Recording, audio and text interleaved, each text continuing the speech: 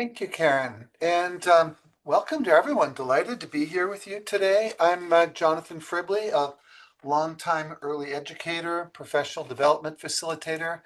I've met some of you online before. I don't know if there's anyone here I've met in person, but delighted to connect here with you today. Start out by saying thanks to Karen for and everyone at the center for making these webinars possible.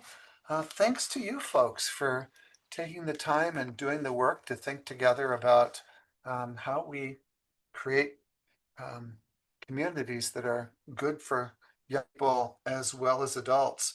I will be sharing with you um, methods and resources and stories collected from about 20 years in my own classroom and about 15 years in other people's classrooms. And my own personal work on children in conflict goes back to the 1980s as a young early childhood educator who noticed how conflict drove so much of what happens in my classroom. And fortunately, at that time, there were a lot of people in organizations who were doing some very creative and skilled work. And this session comes out of all of those. And so I want to acknowledge my indebtedness and gratitude. This session, I think, will probably work on three levels. And one is, I would imagine that a lot of us are probably here in no small part because, gee, surprise, children don't always get along. And the conflicts that happen in our classroom end up being a really important sort of shaper of the relationships and atmosphere of the classroom. So we will simply be thinking about conflict resolution in part as classroom management. This is part of what we do so that we can have a safe and effective classroom. Beyond that, though, I think there's at least a couple other things to think about. One is that we will be thinking about how we support children in developing really a really broad range of crucial life skills from self-regulation to self-awareness to language skills to assumptions made about other people. And so we'll really be doing some very much, not just how our classroom works, but how we support children's growth. And then finally, I just want to name that I see this work as part of how we work together on how we live together. The children in our classrooms will develop not only skills, but beliefs about how people in communities treat each other. And we can together make what is a safe and respectful and even generous space. And I would just suggest that that's perhaps especially important now when some children, when they walk outside of our centers, may not consistently have that sense that the community is a place where they and their family are safe and respected. And so we want to have them learn that the world can be different, and we will work to create that. So with all of that in mind, let me just offer a moment for us to pause. And I think one of the things I want to be very much aware of is that how we show up to interactions where children are in conflict with each other has a really powerful effect on what happens. So let's just take a moment to notice our thoughts and experiences and feelings for the day and bring ourselves here. Just give you a moment to breathe.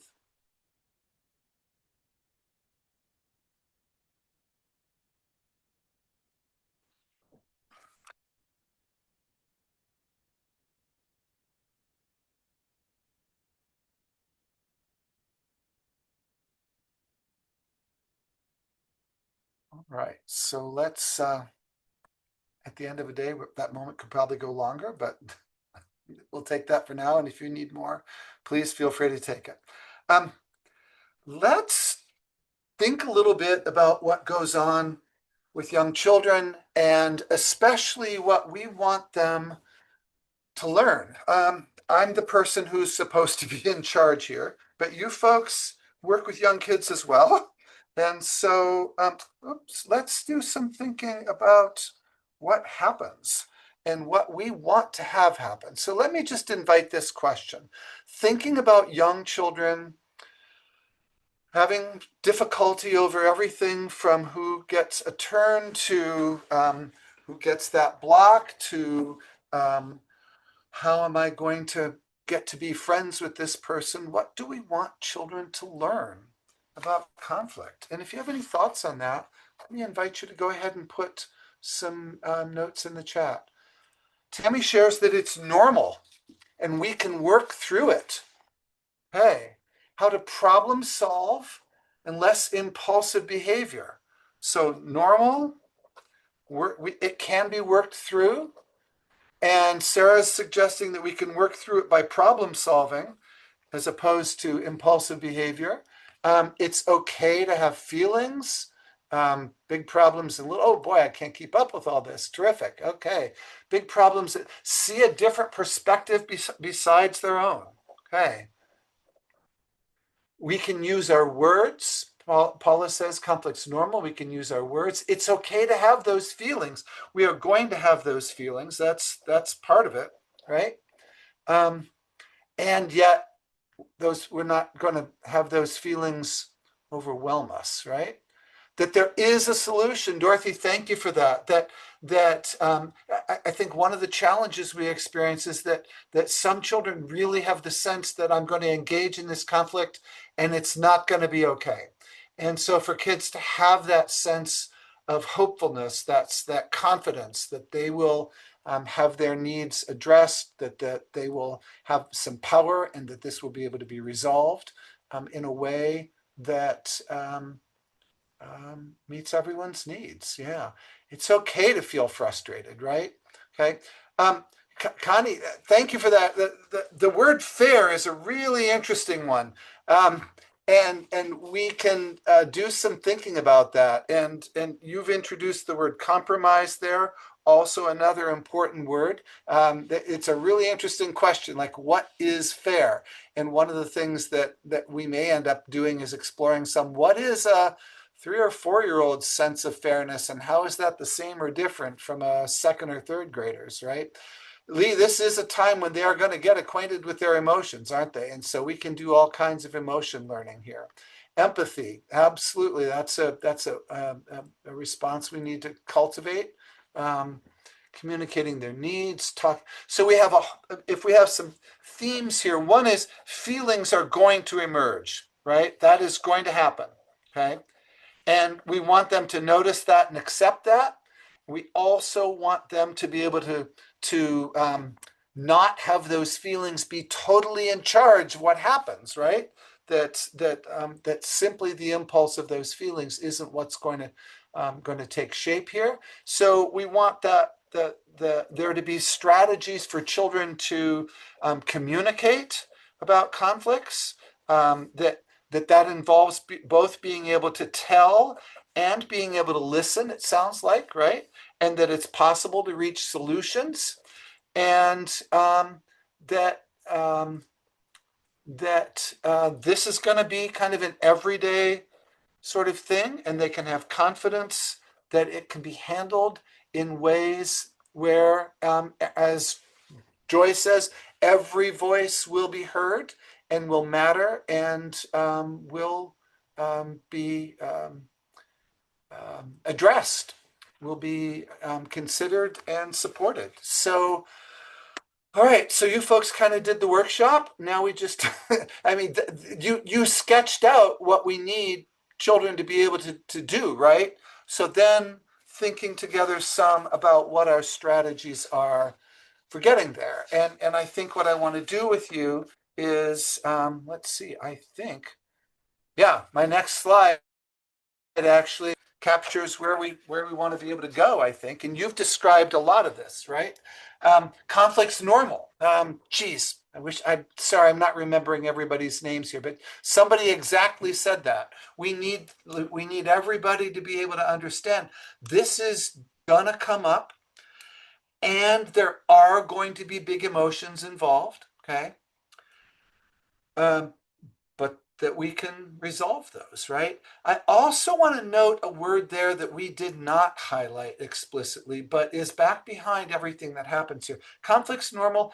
It also involves power. And there is a huge question about who is going to have power in a conflict and how they are going to use that. And we're going to need to be very explicit about that. And one of the huge dynamics of conflict is children not having a sense that they will have power, or believing they need to do rather extreme things in order to get it. And so how power is exercised in conflicts becomes just a central part of what happens.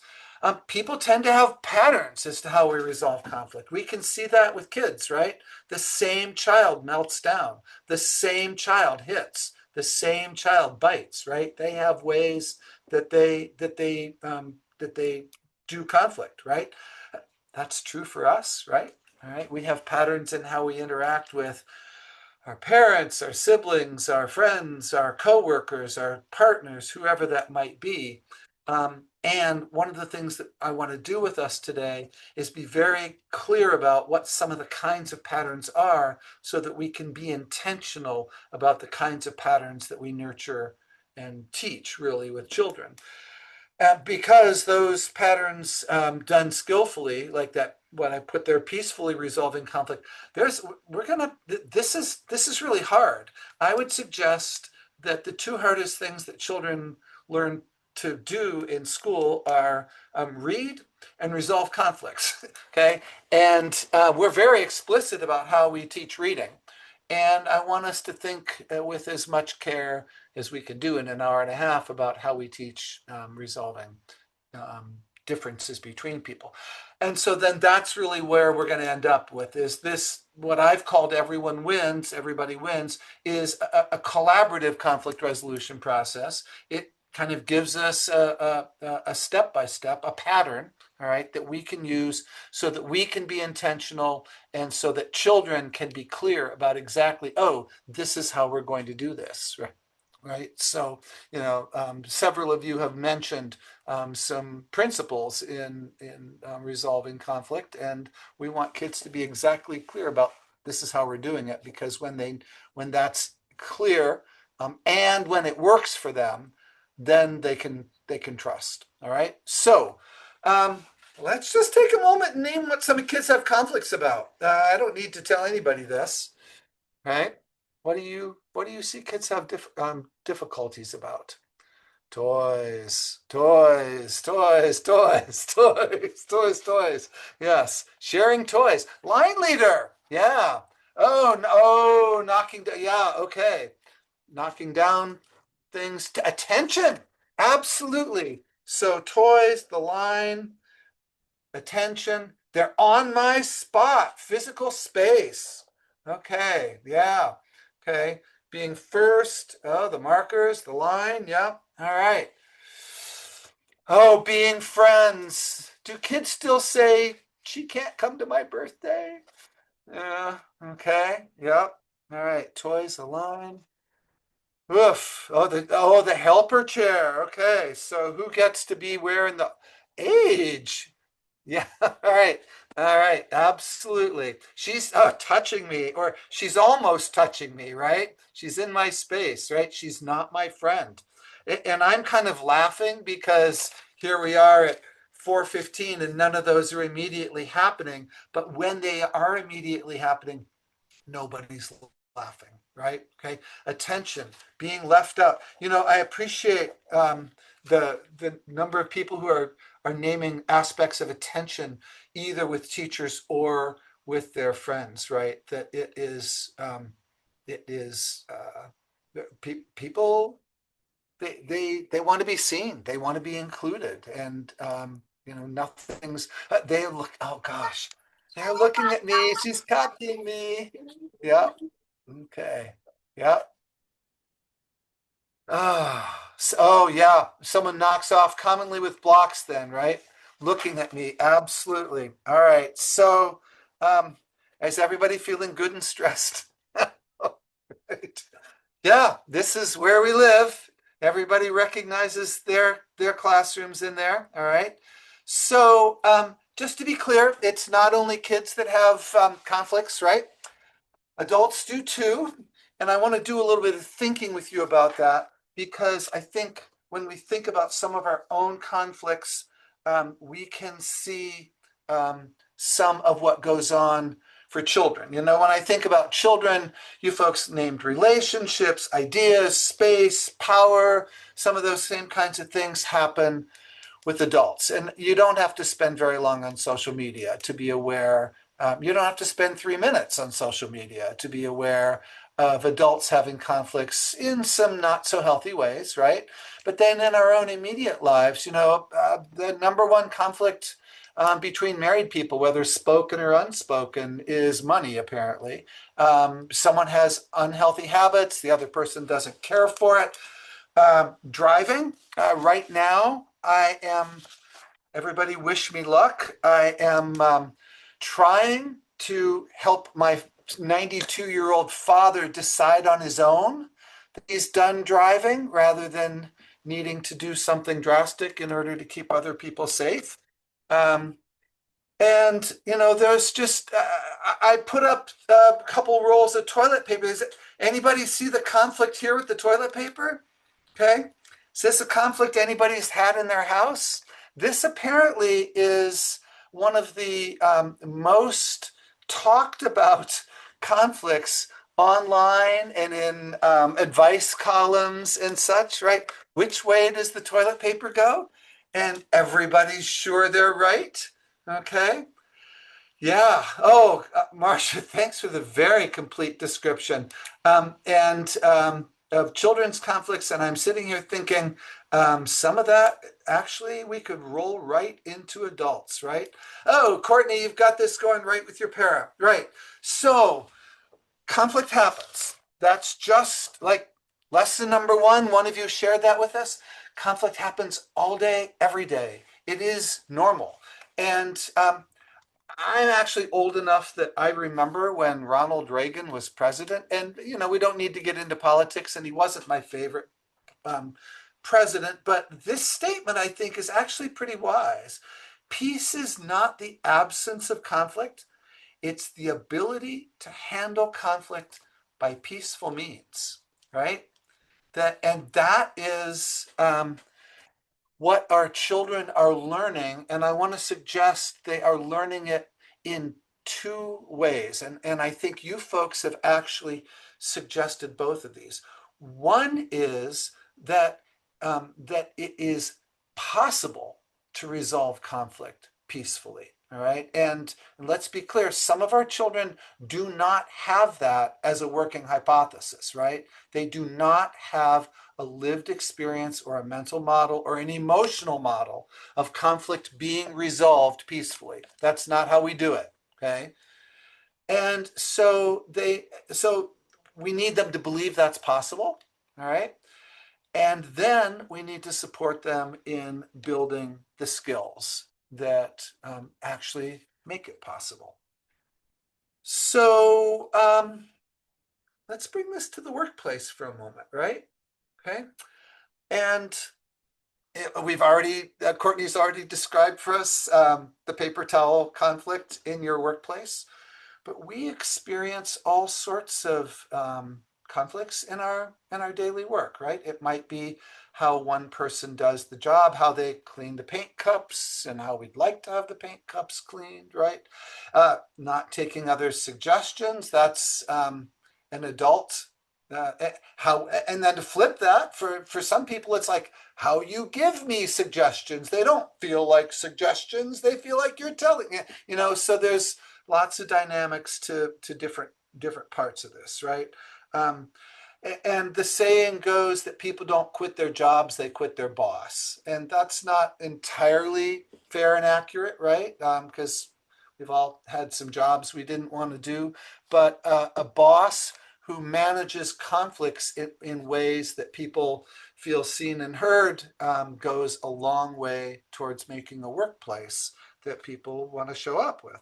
So, how things are decided and who does the deciding is really powerful in our workplaces.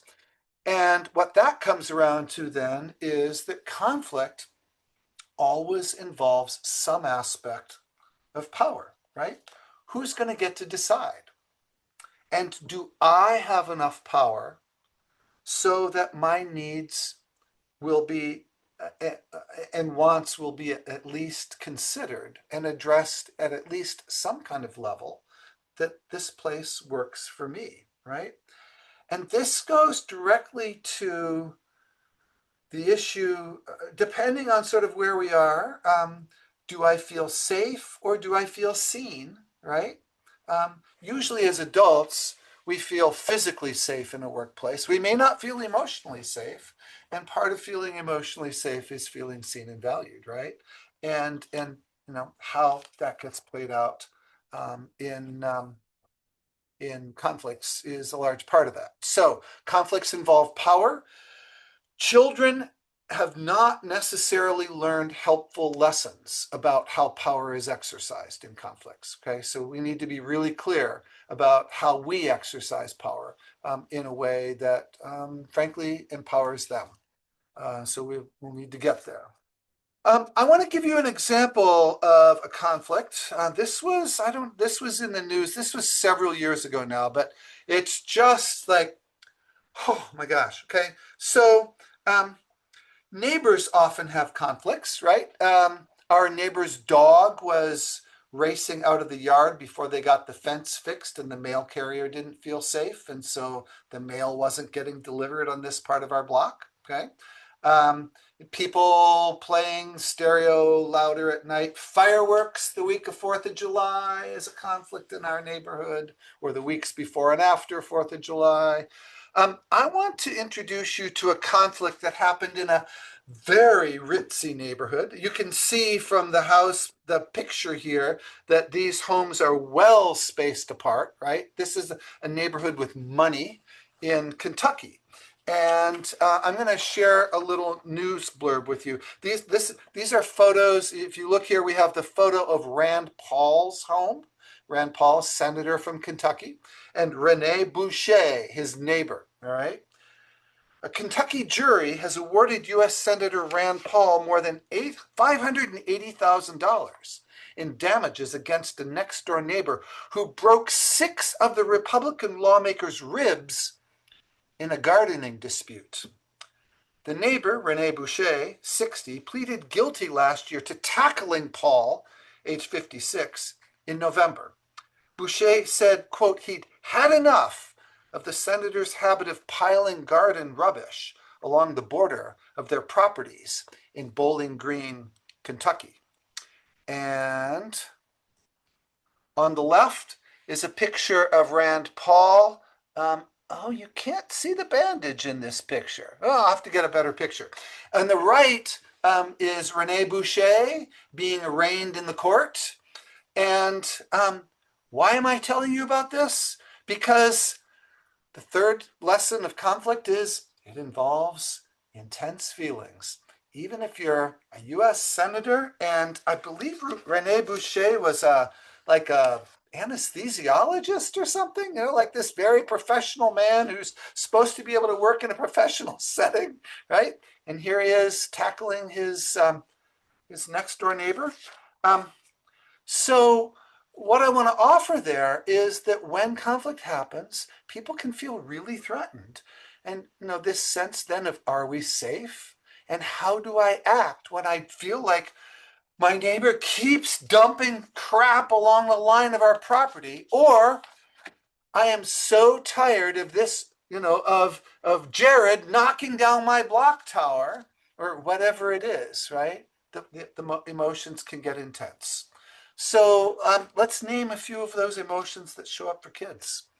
Let's take a little bit of time and just notice those. And if you want to put them in the chat, we can. Anger. Yeah. Sadness, frustration, mad, anger, frustration, sadness, shame, control, hurt feelings. So sometimes people say anger is a feeling that has another feeling back behind it? Anybody want to take a stab at what some of kids are feeling when they're angry? They're angry because they're frustrated, confused, overwhelmed, sad, maybe feeling powerless, disappointed, embarrassed. Okay, control. Oof. Ugh. Tight fist and banging. Boy, okay. That's now we're talking about like what they start to do, right? And Deborah, thanks for that. Don't know how to communicate properly, right? So you and I, when we have a problem with someone else, we tell we like, at least in theory, we can calm down and say, when you put the toilet paper on that way, I was thinking that I wanted to turn it around because I think it's more sanitary that way. Can we talk about this? Right? But that is not the go to for a 3-year-old. That's not always our go to either. It's like, geez, can you believe she did that? Is sometimes our go to also, right? And so kids can get discouraged. So we've got huge feelings going on here, right? And I want to just be clear that when you think about um, when are the behaviors that happen in a classroom, like when go down our list of times when a child becomes highly dysregulated, it's almost always coming out of some kind of conflict. Now, some of those conflicts are with other kids, some of those conflicts are with us, but in any case, this is the trigger, right? This is what sets off most of those moments that are the hardest moments in our classrooms. And so I want to also just, and we're going to pick this up later, I also just want to name when you see that list there, and Cheryl brings it all the way down to temper tantrum for us, what starts going on inside you? What happens inside us when this happens, right? Kids aren't the only ones experiencing big feelings when conflicts happen. And so we can't make the conflicts go away, right? Karen's describing tightening up. I can feel it in myself just seeing that list. So we need to help um, children have a sense that they don't have to like end up in those places. And we have to believe it for ourselves too, right? That we have to sort of give everybody a sense that it is possible to have these feelings show up and not have them be what defines what happens next, right? And yeah, helpless and wanting to intervene immediately. Linda, sometimes we do need to intervene immediately, and we need to think some about that, and when we do and when we don't. So I want to just frame. I want to think with you about like ways that conflict happens, and sort of the role of those feelings in the ways conflict happens. Okay. Oh, you know what? I've got. I guess the next slide here is how they act, and I think people have already started to name that, and we probably don't need to say too much there, do we? I'd forgotten that I was going to ask that, but um, you know that we've already had the fists tightening. We've already had unable to communicate. I imagine we get yelling, crying, hitting, right? Okay, this is not hard. We know what happens because what happens is the kids that oftentimes kids get dysregulated, right? Hitting. I also want to name something else. Do you also have some children that withdraw? I mean, we have lots of kids that like go like this, right? They're sort of in an aggressive mode, but we also have children that like step back, retreat, hide, run away, ball up in a corner. Okay. So, I mean, there's a reason it's described as fight or flight, right? That flight is another thing that happens. And those children have as much to learn about how to handle conflict as the ones that hit, right? And let's remember that, okay? Yeah, they go to the safe space, and we need them to be safe, right? In the long run, we also want them to develop capacities to deal with conflicts in ways other than leaving them, right?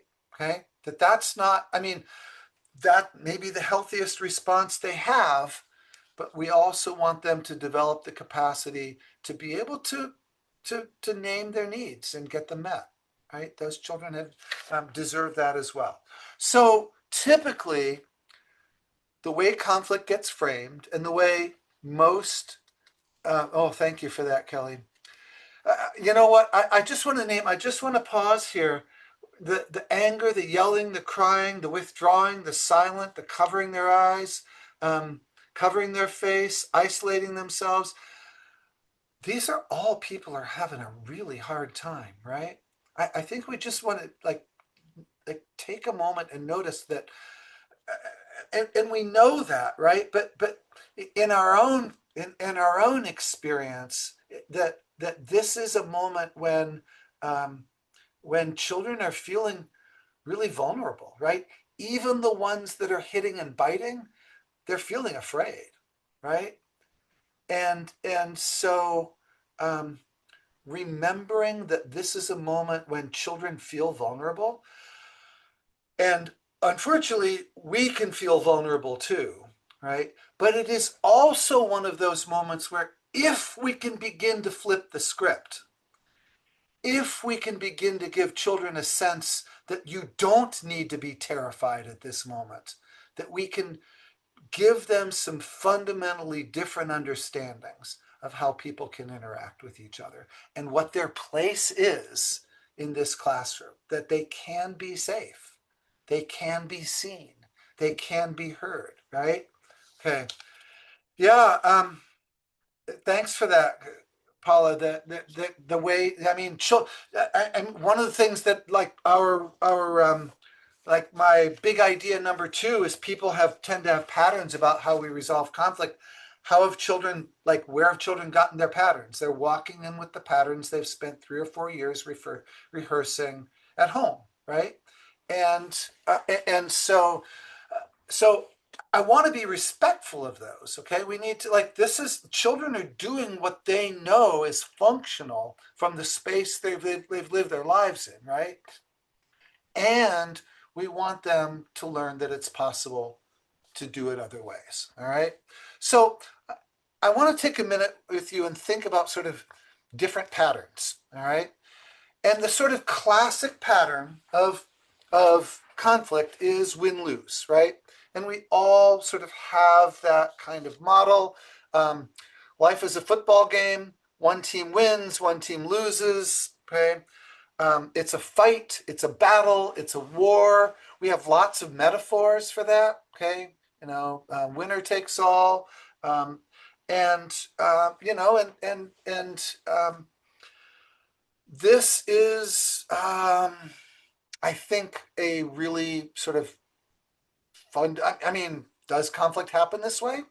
Absolutely, it does. All right. If this is what children have seen, then this is what they do, and our society is full of this. Families are full of this, and just to name some of the elements of this, not only will there be a winner and a loser. What that sort of means back behind is that if there is a conflict, if I'm going to get what I want, that means the other person isn't going to get what they want. And if the other person gets what they want, then I won't. All right. And so, a lot of us teach compromise as a conflict strategy. That's not this. All right. So let's do some thinking about different strategies. All right. So I've just named the first one, competing. I win, you lose. All right. But there are other ways people do conflict. And let's be explicit about those. All right. And this is just one typology, but it's a commonly used one. A way that some people do conflict would be accommodating. All right. So, oh, you want it? Here, you take it. All right. And some of our children are doing that. They're doing that because it's safe. All right. If they take my toy, I go leave, right? Because that's a safe way for this conflict to be resolved. Accommodating can also actually be an intentional strategy. My daughter-in-law, Jo, if you're out there, I don't think she'll be, but she's very opinionated about things. And I have learned that if it doesn't especially matter, we do it Jo's way. And if it matters, I'll say something, okay? But like, if we're deciding where we're going to go for dinner and Joe is sure that this is the place we need to go, I value the relationship more than I value the dinner location. And so accommodating is a way of keeping relationships safe when you don't have another way to resolve the conflict. Avoiding is also that. Have you ever been in a situation where two people will say, "Oh no, you take it. No, you take it. No, no, no, you really should have it," right? Okay. Everybody's being selfless, right? And once again, there, we're keeping the relationship smooth by stepping back from I will give up my needs because it's more important for me for things to be smooth than for my needs or wants to be addressed. Okay, so that's avoiding. It's everybody loses. All right. Okay, we'll all just we'll just we'll let the last cookie sit there. All right. Now, what a lot of us teach in our preschools is a strategy where we try to have people's needs actually met and have like power actually be shared. And to be clear, in the strategies up above, in competing, one person wins. Okay, they claim it. In accommodating, one person wins because the other one gives up. Okay, in avoiding, like everybody agrees nobody's going to win, nobody's going to get anything. Okay, and then in compromising, you're saying, here, we're both going to get something out of this. Nobody's going to get everything, right? We'll share. We'll take turns. Compromising is a strategy that shows respect for everyone. It does usually mean sacrificing some of your goals, okay? But I'll give up some, you give up some, we'll both be okay. There is another strategy, doesn't always get considered, but collaborating is an attempt to create conflict resolution in a way that everybody wins. I mean, hence the name of the workshop, all right? And the idea here is if we have a disagreement, we think together about what could we do together in a way so that all of us get what we want out of it. Now, that's not always possible, all right? But it can be worth the attempt, okay? So, yeah, we'll get lots of examples. So I'm not going to try to give one right here, all right? Um, Now, I want to note that it's where we're going to go in our time here. I want to note that it takes time, it takes effort, and it takes skills, but it fosters trust and it builds relationships. And so we're going to give it a go. All right. So let's go back to this idea of scripts. All right. And think some about ours. I want you to think about your own experiences with conflicts, all right? And just think some about conflict, how it's felt for you, how you've dealt with it.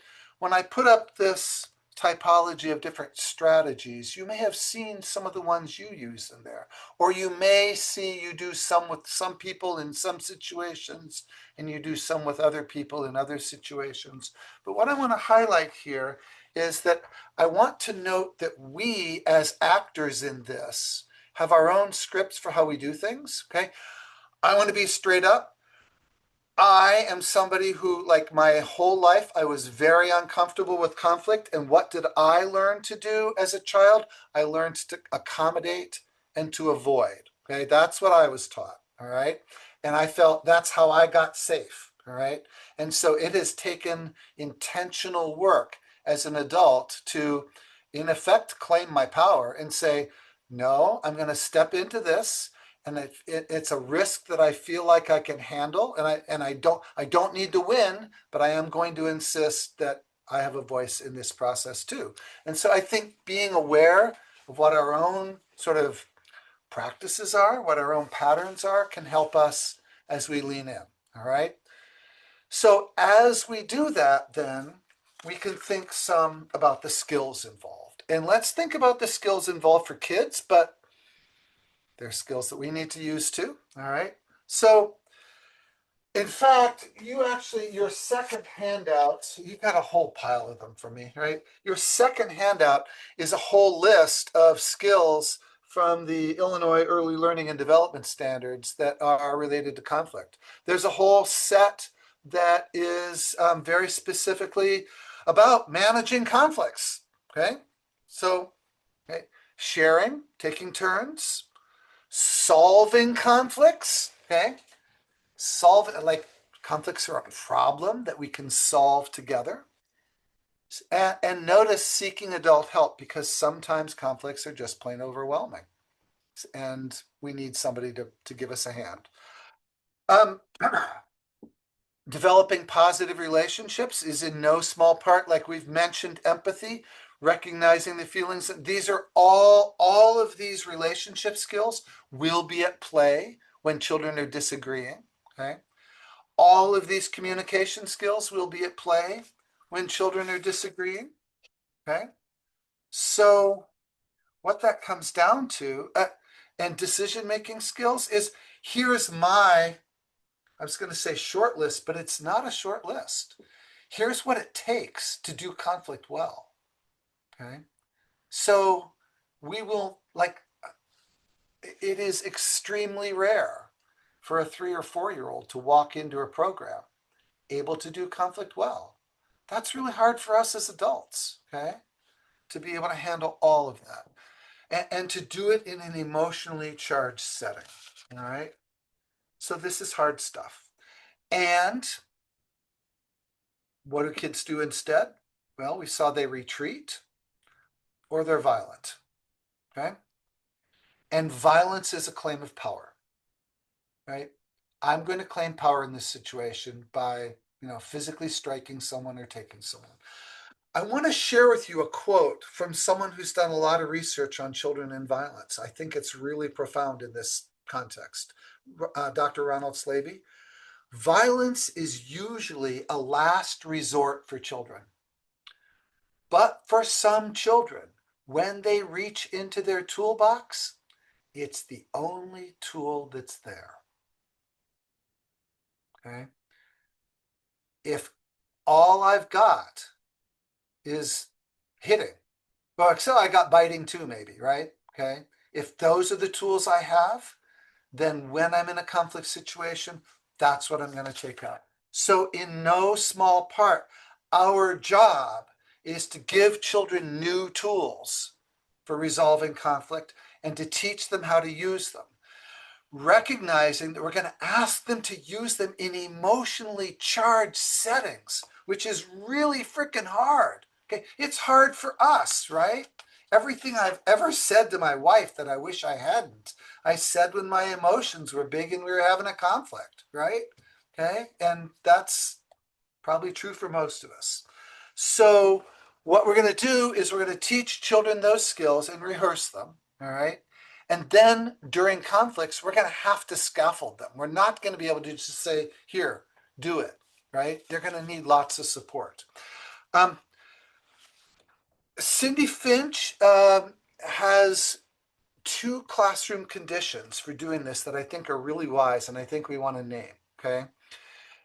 For children to engage in this sort of exercise, the classroom conflict has to be at an optimal level. Well, what does that mean? Okay.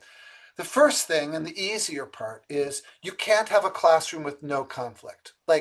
So you actually don't want to have 20 pairs of scissors. Okay. You don't want to have 20 sets of blocks. You want there to be reasons why children bump into each other and have to work things out. Now, for most of us, that's not a problem, okay?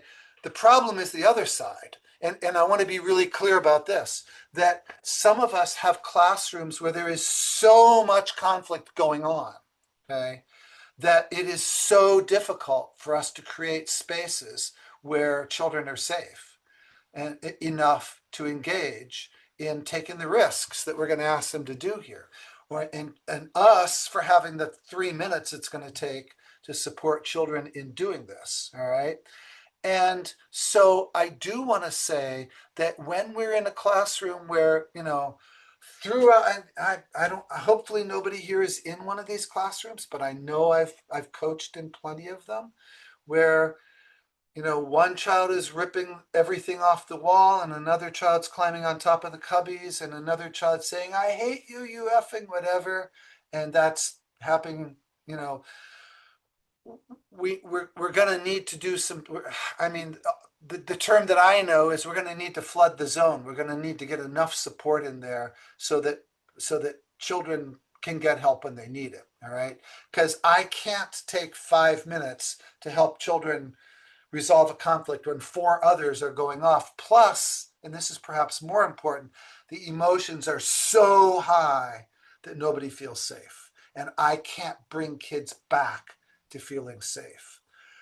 There has to be some kind of relatively calm background. It can't be like heavy metal music, death metal music playing in the background while I'm trying to help a child feel calm. Right? So, because this only happens when we bring them around to some self-regulation. So I want to just name that. And then we need to get into the process, and we need to jump into it, don't we? So let's get going. Those of you who use the Cephal pyramid, this is targeted social emotional. This is also problem solving. I think I want to do some jumping here so that we're sure we have enough time. Yeah, let's take a minute with this. All right, so, and then we're going to get into the strategies themselves. With skillful adult help and consistent practice, children can learn and use collaborative, working together, I win, you win conflict practices. The word collaborative is really important there, and the words skillful adult help and consistent practice are really important. To be effective, it's essential that each child genuinely possess power. Okay? Children are going to have a say in this. This can't be me coming in and saying, you get it first and you get it second. Okay? There are times when we may need to do that. I don't want to say to never do that, all right? But I want to suggest that we give children practice in moments where each child holds power and learns to use it in a way that both claims their power and respects the other person's. They can only learn to share it if they first have it, okay? And then finally there, the educator acts as a skilled coach, right? And I've used that word very intentionally as opposed to judge, which is here, you get half and you get half. And also, I've used that intentionally instead of police. You're wrong, you're right, it's your turn, okay? Even when that's clearly the case, okay, we can still do collaborative problem solving. So I want us to think about ourselves as coaches. So finally, here's the sort of step by, remember we said patterns? We said there's different kinds of patterns. This is the pattern I want to suggest for our process, okay? The first step is a what we call this, a prelude, okay? Nothing can happen until kids are at least somewhat emotionally ready. They're not going to be dead calm, all right? But the first thing we have to do is recognize and settle emotions. We have to help people get to a place of safety, because if their emotions are big, then their cognitive space is just not available, right? Okay, you know that. Okay, so that's a precondition. And frankly, we could spend 2 hours just talking about that. We're going to spend maybe 5 minutes on that because we don't get to do everything, but let's recognize that. What we're going to look at then is 3 steps of problem solving. And if things go really well, which most of the time they won't, okay, but if things go really well, we get to do those 3 steps, and then we get to go to step 8 and celebrate, okay? And in the easiest world, we get steps 1, 2, 3, and step 8, we go, yay, congratulations, all right? And so they worked it out, okay? But the reality is that in many conflicts, it's going to take a lot of work for us to get the emotional readiness. And even when you do steps 1, 2, and 3, we're going to get stuck. one child's going to want one thing, another child's going to want another thing, and neither one of them is going to budge. Or, there's all kinds of ways for it to not work. All right. And so we're going to need to think about what we do when it doesn't work, because lots of times it won't. But that doesn't mean we have to give up. It means we need to persist and shift. Okay. So you actually have two, yeah, two handouts that are useful in this. Um, one is you have a single page, it's the third handout, that basically does what's on this slide. Like if I was going to put one thing on my wall from this workshop, it would be this. All right. If I was going to like try to know one thing, it would be this. All right. So hang on to that.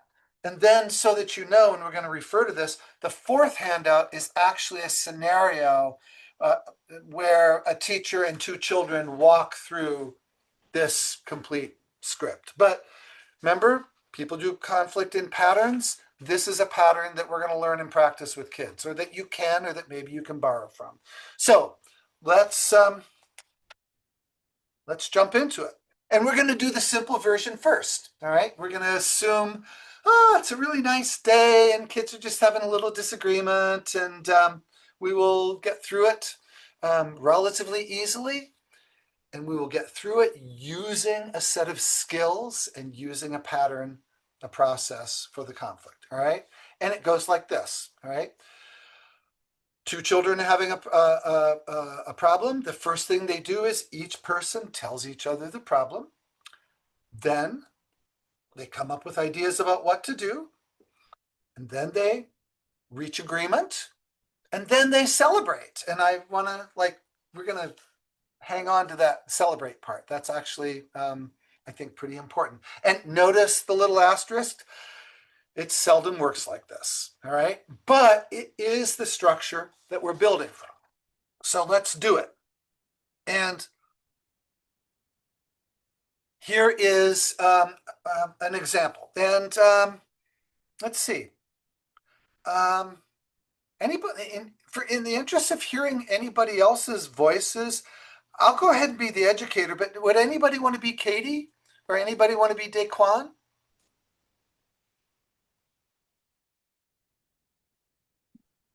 Trinette can be Katie. Oh, thank you, Trinette's Katie. Anyone want to be Daquan for us? I could be Daquan. Thank you, Loretta. All right, so Trinetta or Loretta, and Loretta or Katie and Daquan are pushing each other, okay? And the educator comes over. Oh, I see you have a problem about where to stand in line. Let's stop pushing and I can help you work it out. And this being a wonderful day, they stop pushing. Okay. Oh, good. Remember, the first thing we do is tell each other the problem so we can work together to solve it. And I don't need to cue them. Katie jumps right in. He's pushing me. I want to stand next to Aaron. I'm next to Aaron. Oh, so you're each pushing so that you can stand next to Aaron. You both like to be Aaron's friend. Okay. So we'll go on to the next here. You're both wanting to be next to Aaron. Do you have any ideas about what we could do? You standing back. You mean Daquan could stand behind Aaron right here? Are you thinking that if Daquan's in back, he would still get to be by Aaron? And you would too if you're in front of her? Yeah. And isn't this your lucky day as a teacher, right? Daquan just goes right to steps back behind Aaron. Okay. Oh, Daquan, what do you think of Katie's idea that you stand behind? Oh, I see you're already there. So you think that's a good idea? Uh-huh. Katie, is this okay with you too? Uh-huh.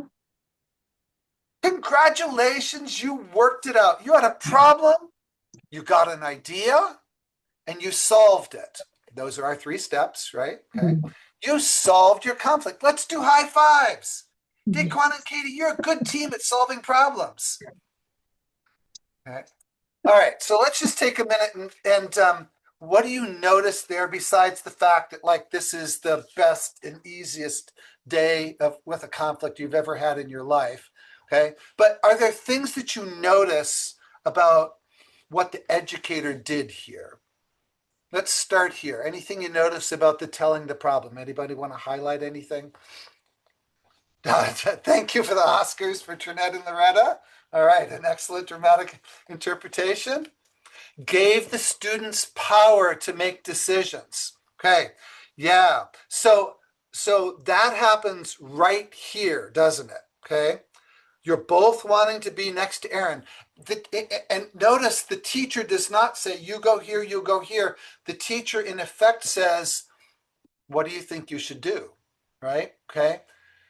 And facilitated the ideas, helping helped clarity of the problem. That's a really thank you for noticing that, Sandy. Right back, right back here, down at the bottom. Oh, so you're each pushing so that you can stand next to Aaron. It's easier to solve a problem if everybody's clear what the problem is, right? You both like to be Aaron's friend. Okay, if I know what the problem is, then I can think about a way to address that. And then facilitated ideas, right? Okay. And so clarification, letting them choose gives power and independence. Now, I think I want to highlight one other thing that the teacher did right at the start. I see you have a problem about where to stand in line. Let's stop pushing and I can help you work it out. Now, these kids did not need big time help regulating, right? She didn't have to pull them apart. She didn't have to, get fit, it could go much worse than that, right? But she did make a move to stop the physical from escalating, and I can help you work it out. I am here to help you. Okay. And I want to be clear that that's different from what many children experience when an adult arrives at a conflict. Many children actually, their fear level can go up because they can feel that the adult, they're not going to get there. I've got to grab it now because the adult's going to take it, or I'm going to be busted. Okay. And what you're saying is when you're arriving, I am an ally. I'm going to help both of you. Okay. So that's a really fundamental part of the stance here.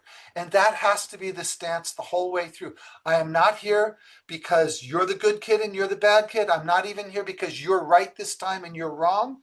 I'm not here because I need this to work out a certain way. I'm here because you two are having a problem and I am here to help. Okay. So I'm here to help. And then she reminds them of the process. Remember, because they're calm, so we can step into step one. Remember, the first thing we do is to tell each other the problem. And they're very happy to do that, right? He's pushing me. I want to stand. Okay, so they tell that. And then she makes that clarification move, right? Oh, so you're each pushing so that you can stand next to each other, to Aaron. Oh, that's why you're doing it. Okay. And then there's another clarification statement. You're both wanting to be next to Aaron. And then she poses the, step two. What should we do? Okay. And Katie actually comes up with a solution. Now, you standing back might not feel like a fair solution meeting both needs, but the teacher, once again, does that clarifying. You mean stand behind Aaron? If Daquan's in back, he would still get to be by Aaron and you would too? All right. So that's that clarification there that's helping in that particular step. And then the teacher is not saying the problem's solved. The teacher is asking the children if the problem is solved. And they're saying yes. Okay. And then when you've got both of them agreeing, I want to highlight this, celebrate this last step. And I want to just note that when kids resolve a conflict, they just did the hardest thing they are going to do all day. Okay. That's like way harder than rhyming. Okay. It's way harder than counting. Okay. Resolving that conflict, that is literally the hardest thing they will do all day. And they just did it together. And if we can acknowledge that and help them acknowledge that, we can build trust. Okay. So when two children have a difficult moment with each other and they get to the other side of it, notice that and celebrate. It doesn't have to be high five. It could just be smiling at each other, whatever. Okay. It could just be us saying, look, I saw one teacher where she would just say, look what you two did together. You can work together. It's like, wow. Okay. When kids accomplish something like that, it's powerful. So, that is in essence the template.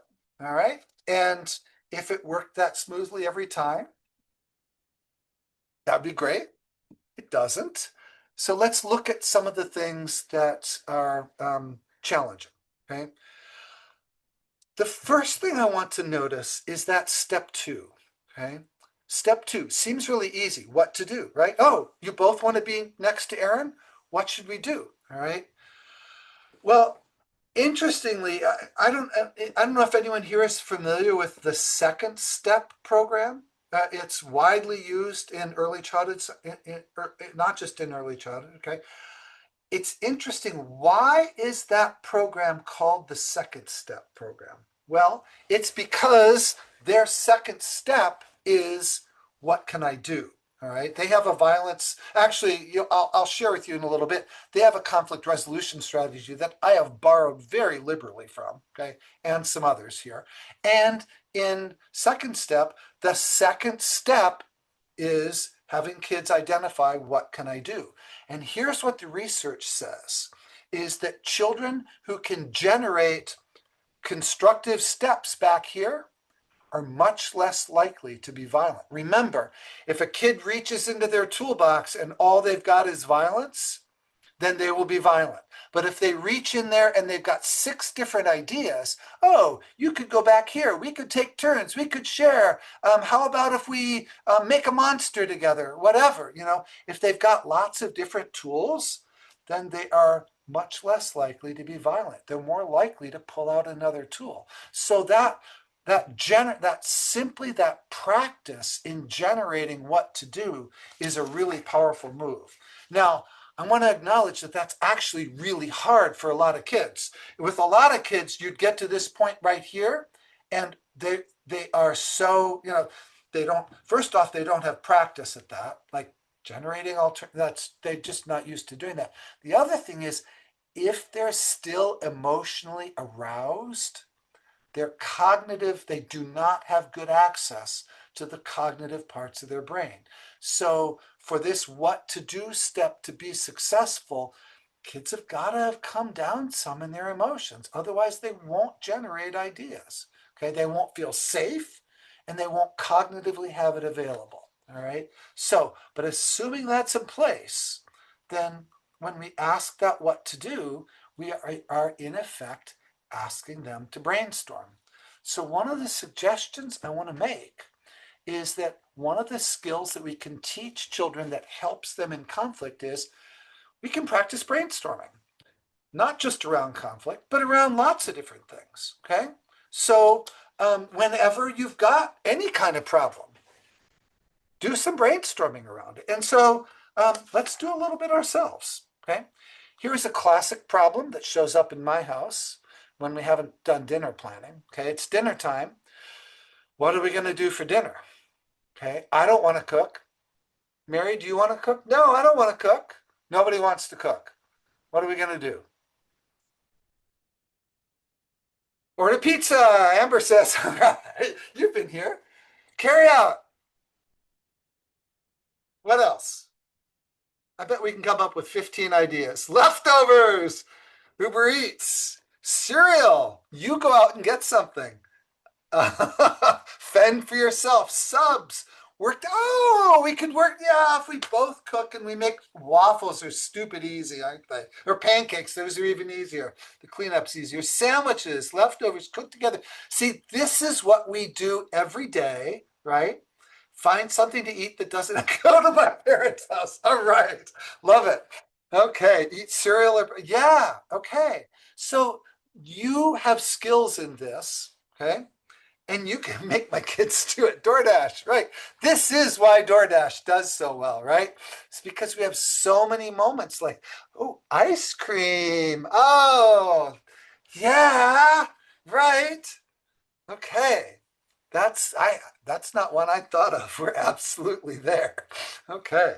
So I mean, this is all that's involved, right? And now all we have to do is we have to look at that list and we have to come up with one that we both agree with. I don't want pizza. That's what we did last night.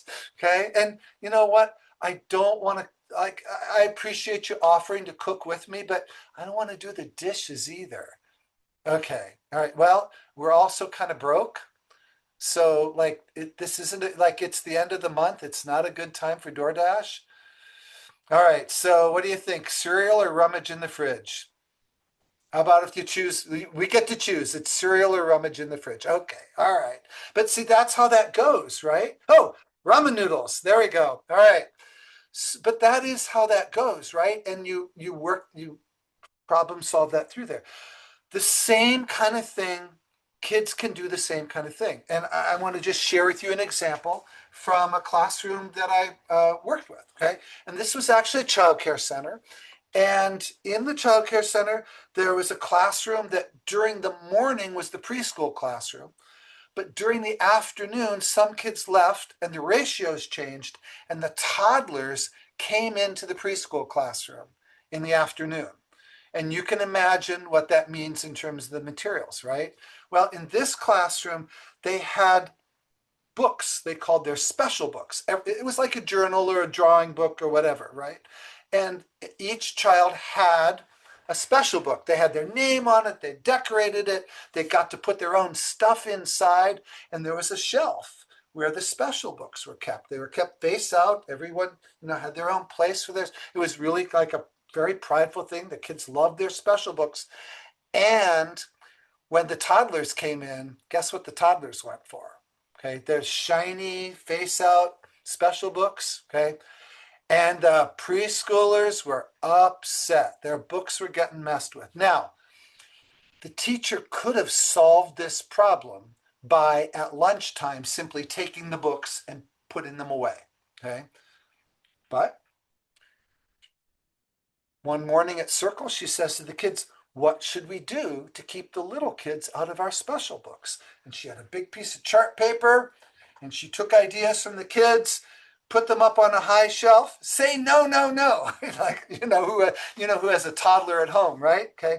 Pull them away, like yank those toddlers, get a lock, make a trap. I love to make a trap one myself. But the idea should be in brainstorming, you come up with whatever ideas you can, and then they discuss them. So what do you think? Can we really trap the toddlers? No, their moms would be upset and they would cry. So we can't do that, right?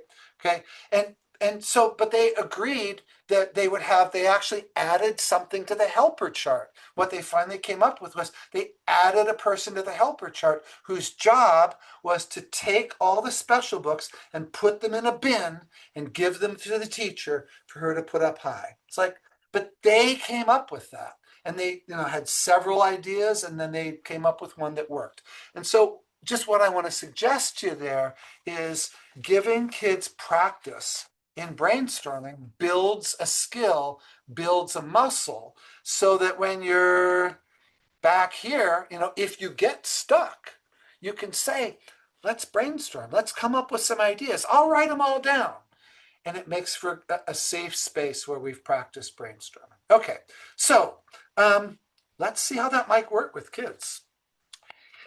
Here's a classroom situation. We've got two kids yanking on a truck. You're one of these children. What might be some of the things that a child might come up with? I get it. That's one idea. Okay, someone will say that, right? I get it.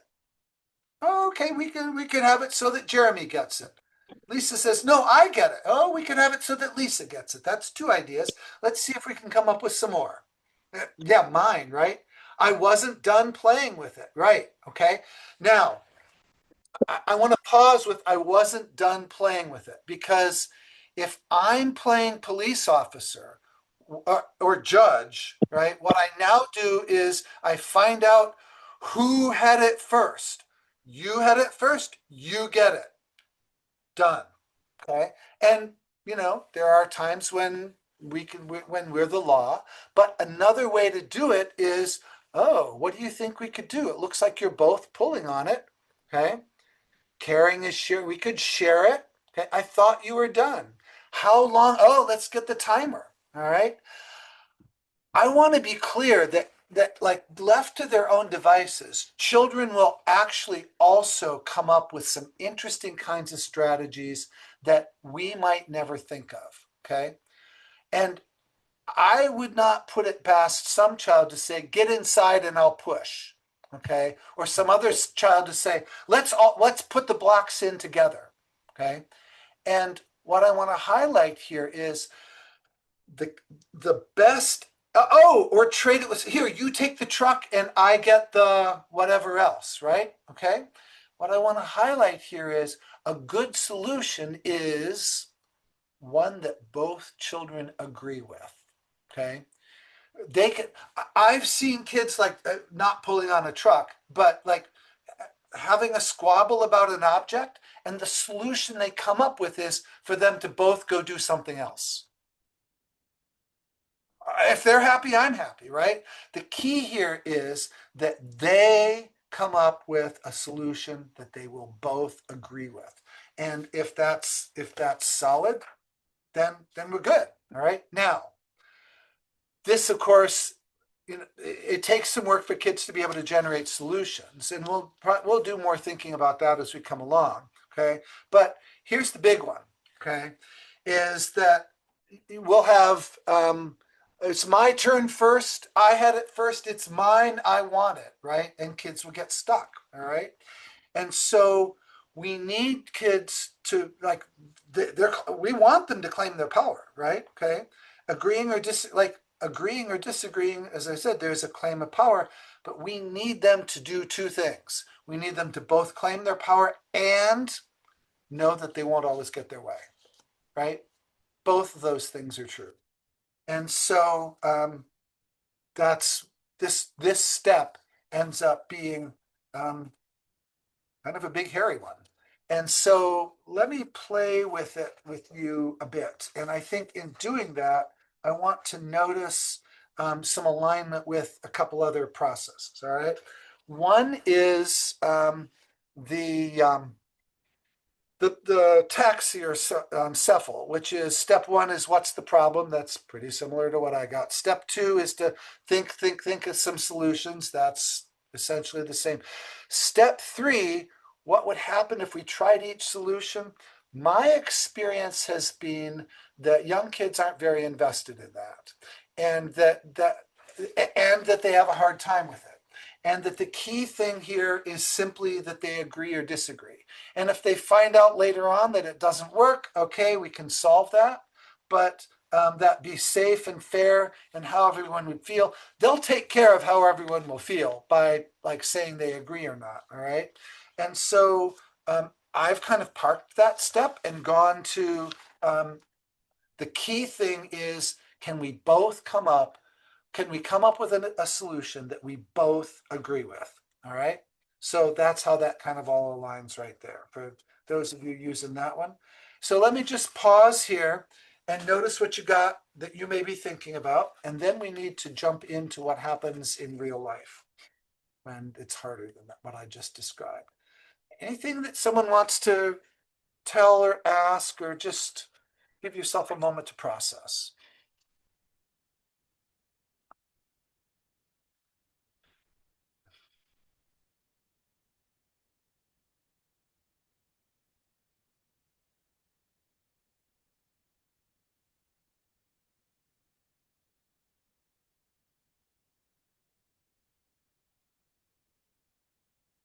All right, I'm going to jump into the parts that we did not address. Let me go all the way back to where we were. Okay. We've not talked about emotional readiness, and we've not talked about what happens in steps 4 through 7 when we get stuck. Okay. We've got a couple comments. Let me pick up on those. The step-by-step process, I think I find that very valuable both for me and for the children. If I know what I'm doing, then I feel more confident. And if they know what they're doing, then they feel safe. Okay. The inclusion of children with special needs that just don't get it. Paula, I think you need to decide how much they will or won't get and scaffold the rest. I think is, I think that's true with every child to some extent. There is no child that's going to have all the skills involved. I mean, when we take a look at that skill level, okay? Um, Karen, I'd love to do a part two sometime. This takes a lot of time. Um, Rachel, you're absolute. Rachel says, I feel like as an adult, I need to be in the right headspace. I can't be part of the conflict. That is absolutely essential. And we're going to spend about 30 seconds on that. And we could spend about 3 hours on that.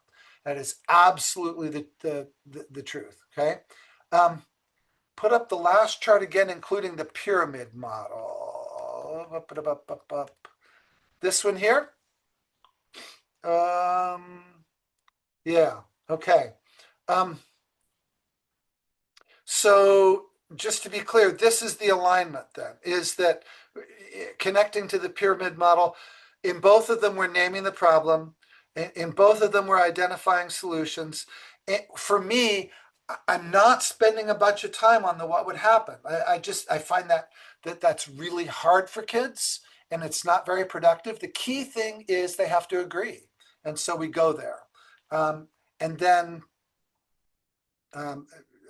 the celebrates is one that I learned from some other folks, and I think ends up being really powerful in changing the class climate. All right, so as I said, it's not usually that easy. Their emotions get big. So is this in the handouts? Everything is in the handouts. All the PowerPoint slides are in the handouts, and as are all the step-by-steps. Okay, so you have all of this. So the problems end up being the emotions that the kids show up with and that they get stuck. Okay, so just to go back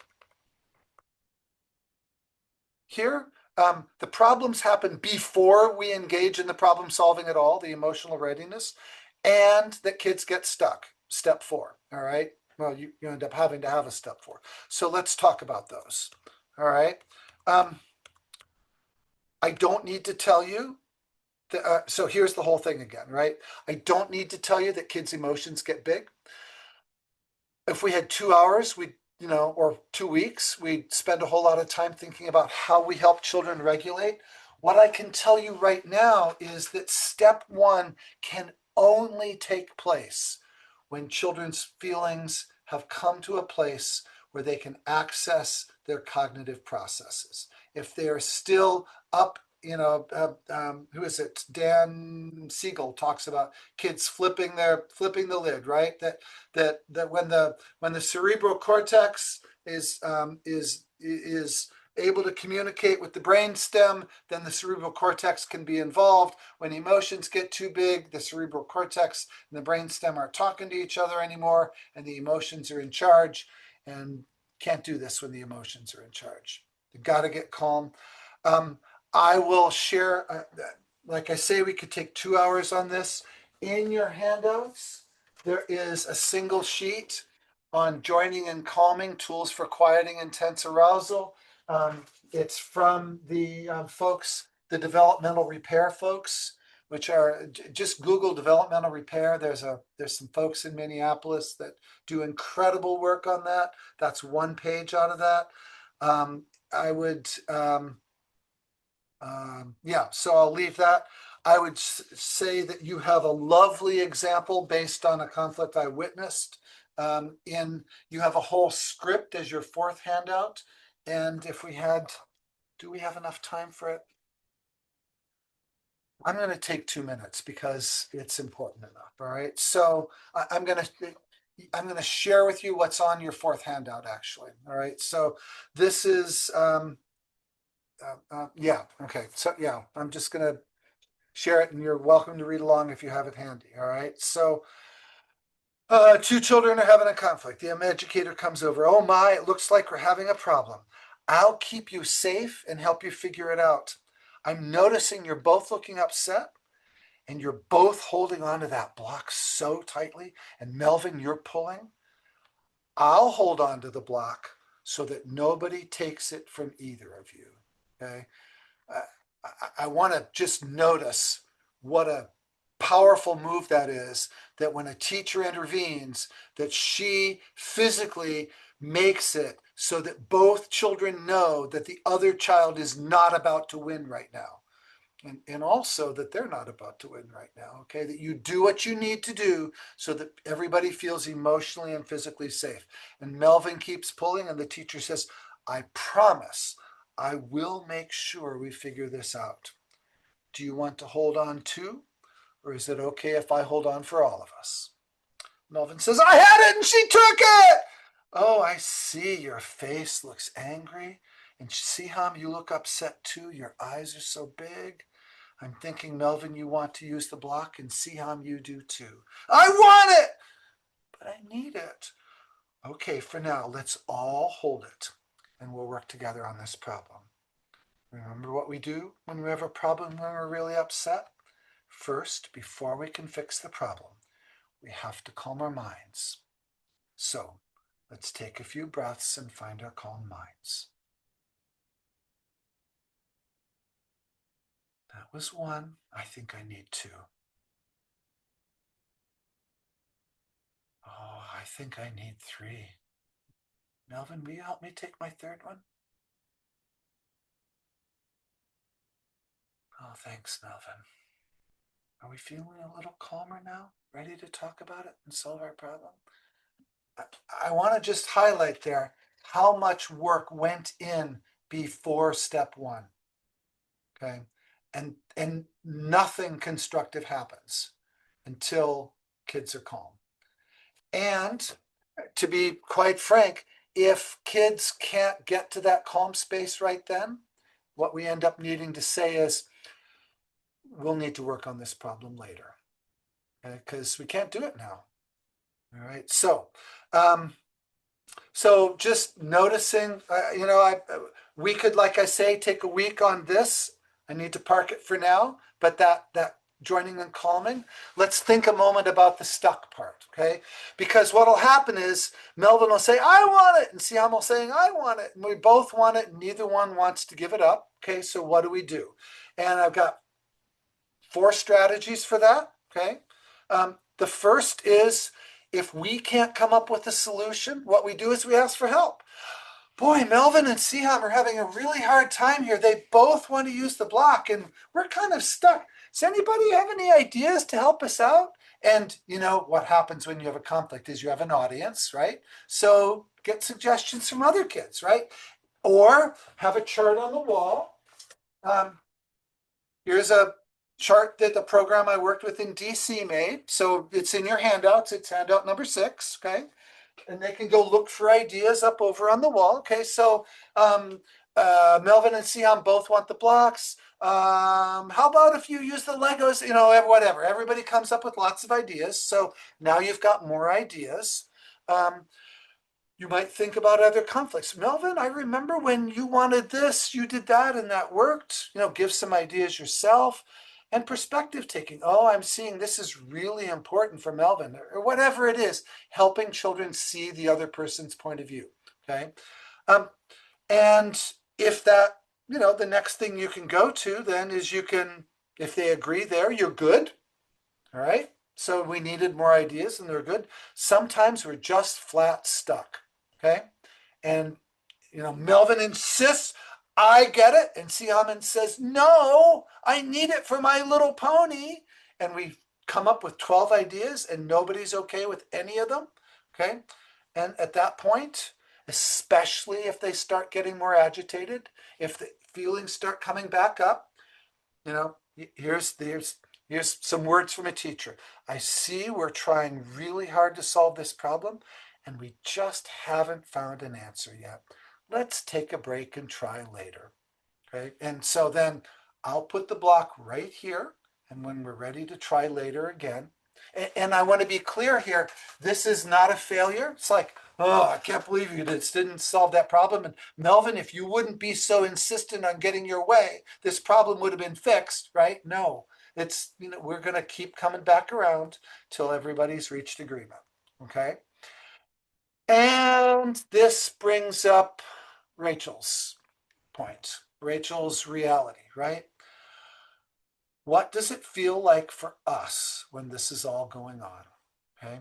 And I would encourage you to notice your own static, okay, to notice your own stress, to notice your own headspace, and do what you need to do to be okay. Back when I modeled the Melvin and Siham one, and the teacher was saying, oh my, it looks like a problem. Hopefully you could hear that teacher shift into her calm voice, right? Okay. And, you need to be calm inside, and that's really hard, right? And so we need to practice it as well. And there are moments when I've told kids, okay, I need to take a moment here, right? Because this is real for us. So noticing our own static and dealing with it is absolutely essential. All right. Whoops, let's see. Sorry about that. What do we have here? So yeah, I guess we could do another hour on that, and we won't. I would encourage you, I guess this is the wisdom I would offer from other educators, is to try to approach these problems with curiosity and as opportunities that, oh, Melvin and Siham are having a big issue here. I wonder what their issue is. I wonder how they'll solve it. Wow, this is a great moment for them to learn to practice their self-regulation. This is a great moment for them to learn to solve problems. And at the end of this, after they solve it, they're going to be a little better friends than they were before. And that's, that we got to talk ourselves into that as well, right? But if we can be in that kind of headspace, then we can approach it with some confidence and some calm. I think what I would offer you on the sort of implementing the process itself is, if we think about scaffolding anything, we can think of an I do, we do, you do process. This is something you could play at a group time. Okay, and in fact, those of you who do second step, they have scenarios, and you can talk about how kids resolve things. You can get to you can get a block and say, what should we do if this happens? You can go, oh, we've got these brand new markers, and everybody's going to want to use them. How can we work out our problems? And be really explicit with kids so that you're explicit with yourself about, oh, let's tell the problem. Oh, let's just come up with different ideas. And now let's see if we can agree or disagree. So practice yourself. And then during the conflicts they're going to take lots of support on our part, and then back off as kids gain more skills, which will be slow. Okay, by March, you'll see some more skills. Some kids will grab it quickly, and other kids will be working on helping them calm in May, right? And that's just the way things are. Yeah. Pre-teaching, everybody can be scaffolded at one level or another. Some kids may need us to offer words for them. Some child may need us to hold their hand to feel safe. It's going to be different we could do this for a month. And we get to create the climate that shapes all this. So there we go. When this happens, I think what I see kids learn from it is kids can learn to calm. They can learn both to express their needs and to listen to others. They can learn to generate ideas. They can learn, and this is a really powerful one, they can learn to both hold and share power and develop the skills to respectfully and assertively resolve conflicts. I'd offer you a little bit of time to take some time to think about what's important that you might want to use. Offer comments in the chat box. I would note here that you've got contact information for me, and then you have about, I don't know, half a dozen slides that I knew we weren't going to get to, but that have things on them that I wanted to share. So you've got about a half dozen FYI slides after that in your handouts. So take a look at those if that's useful to you. I would be glad to be in touch with anyone about this, about any aspect of this. I would just offer to you that, Rachel's comment about the headspace, I think is really just deeply profound. How we show up shapes everything else that happens. And I would also offer that us, like kids are practicing these skills, so are we. Okay, this takes practice on our part. And I just want to thank you for being there with children and offering them the possibility that the world can be safe and that people can treat each other with goodwill and work together to take care of everybody. I know equity is a dirty word right now, but we're teaching each other that, in fact, we can listen to each other and make sure that everybody's needs are met. My sense is that preschoolers' belief about what's fair is that everybody gets what they need. By the time they get to third grade, they want the pie cut exactly right. Preschoolers know that the child who needs to sit on the teacher's lap is the one that's crying. And they are so good about that. And they want to learn to take care of each other. So thank you for being the people that help make a world where they can do that.